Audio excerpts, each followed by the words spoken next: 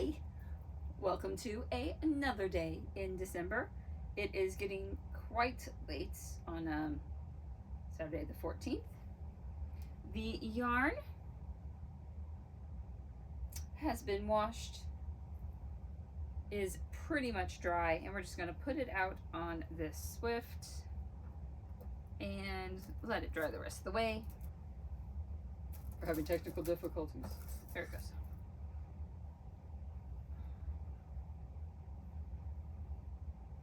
I'm just going to put it on a Swift and untie it so those last little bits can dry out. Because even though I did tie them loose, they're still a little damper in those areas than the rest. Inside the little V's, a little tension on it. That's as big as it opens. Yay! Okay, I'm just gonna untie it up close and personal. Here's our ties. And from this, we'll just bring the spinning wheel back over here and the bobbin winder. But I need to give this a few more hours to dry. Hopefully you can see. This one has the end. And when I washed this yarn, I didn't get it on tape because that room is so teeny tiny. It is really hard to walk in there, let alone do anything else. I washed it just in a wool soap by Darn Good Yarn because they sent me some free in a package, and it's actually really good soap. I like it. And then I rolled it in a towel to get most of the water out, and then hung it off a ladder that was covered with the towel because ladders aren't the cleanest things, are they? And put an empty bottle in it to weigh it down. You can use anything to weigh your yarn down as long as it can handle being damp, or wrap it in a towel. It really helps. This yarn really benefited from being weighted. And well, actually, before I did that, check that, I did thwack it. Just gonna tie this back here because this is underneath. I just thwacked it on a towel laying on the dryer. So that worked really well. And did the thing where you pull it taut, you know, lines everything up. Figured before I put weights on it to keep it tight, you might as well know what tight is. Okay, and there's the outside one. We'll just loop it through here, so we don't lose it. Light little overhand knot. It's not unspinning itself, so we're good. Untied these so we can reuse them later. I've reused my ties so many times. Oopsie, and this one's damp. This one was a little too tight. So now I'm just going to go through and fluff it up a little bit so the air can get to it.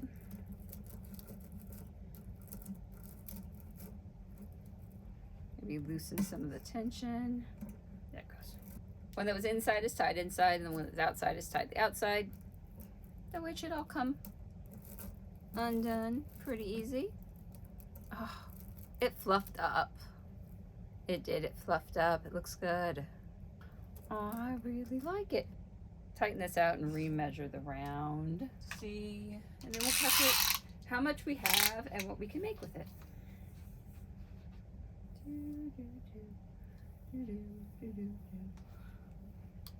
We got to 60.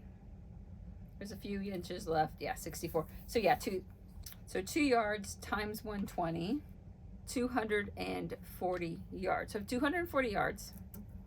So I'll need to see how many yards it takes to do a hat. Like I was saying, yes, I have a face. And I washed my hair today, so it's curly. So like I was saying, we have 240 yards, and I'm going to run through a few different hat patterns to see one that is unisex, landing kind of on the more male side, but you know, winter hat. That works with something that's over fingering and something that will show off the characters of the yarn. So I don't want to do anything that's too cable-y or special stitches. And I'm going for a quick make. So all those being considered, we're just going to do a beanie of some sort. I'll be doing some research while this finishes drying, and I'm having way too much fun spinning it around. And I will be back later this evening.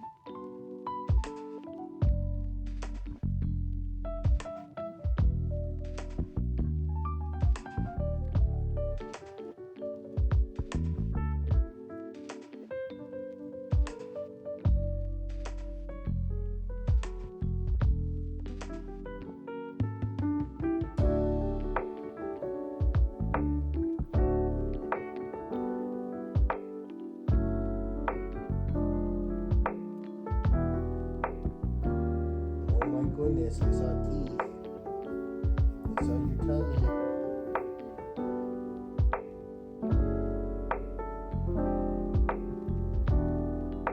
We take a pause in the regular scheduled program of creating that knit hat out of hand spun wool and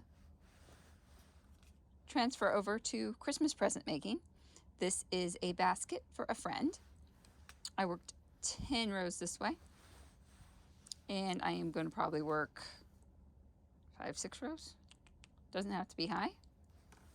It's a storage item for a pantry shelf. But I just, look at the colors. I had so much fun pulling this together. This is made out of yarns from like a size 5 all the way down to size 1. Just grouped together. I started with 8 stitches in the middle and worked it out like a basic circle. And now I'm doing back post single crochet. A lot of stabbing. And working with this many yarns, it's wear and tear on the human form, definitely. But worth it. Unless this dark green, this aqua, whatever you want to call it, color, probably looks blue on screen, runs out, then I'm going to be sad because I only have like a true blue acrylic to replace it with, and I don't want to do that.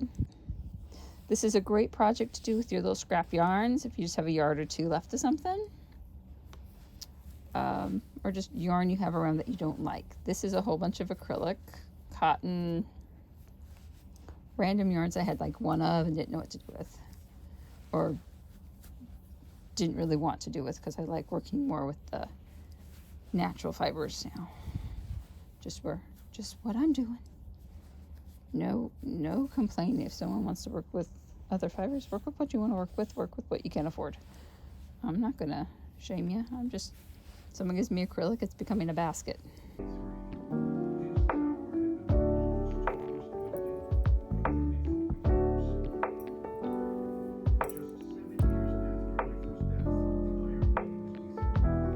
Alright, not exactly a final reveal, but I washed the hat and I blocked it out. It's currently sitting on a bowl, which is working pretty darn good. I love the dark band here at the top. You can see the different color variations with this yarn. Super happy about that. And with this and our finished knit object, there is a little yarn left. I'll see if I can get a headband or something out of it. But this will conclude this video so I can wrap it up. And I will see you all in the next one. Happy knitting, happy crocheting, happy spinning.